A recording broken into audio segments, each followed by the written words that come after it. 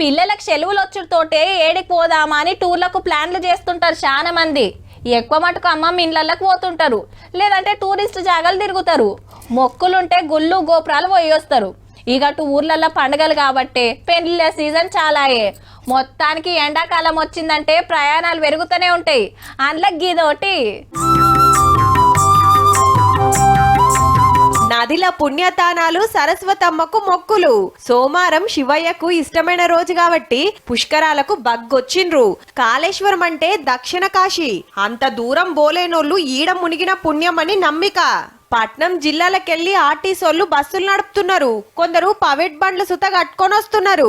Centre మంత్రి Bandi Sanjay sir, పాత మంత్రి మల్లారెడ్డి సార్లు పుణ్యతానాలు చేసిండ్రు. అందాల పోటీలకు మాత్రం 300 కోట్లు 400 కోట్లు మాకు అభ్యంతరం లేదు. అందాల పోటీల ఆధ్యాత్మికత మీద ఎందుకు లేదు. మల్లన్న పుష్కర ఘాట్ దాటి అవతలికి పోతుంటే గిల్లు సెల్ఫీ అడిగిండ్రు.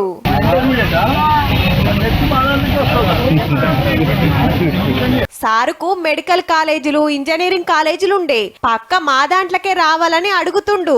ఇక ఘాట్ల దగ్గర భక్తులను మొగుల మీద దిప్పుతానికి హెలికాప్టర్ పెట్టిండ్రు బెంగళూరు కంపెనోళ్ళు. ఒక్కరికి 4,500 టికెట్. ట్రిప్ కు 6గురిని తీసుకుపోతారట. 6 నిమిషాల నుంచి 7 నిమిషాల వరకు రైడ్ ఉంటుంది. కాళేశ్వరము టెంపుల్, గోదావరి అంతా చూడొచ్చు. అయితే బండ్లు పార్కింగ్ పెట్టకాడ టికెట్ కొడుతున్నారు కదా, భక్తులు గరమయ్యే వరకు గది తీసేసి ఫ్రీ పార్కింగ్ చేసిండ్రు. ఇక అటు ఎమ్లాడ రాజన్న గుడికి శితం వచ్చిండ్రు.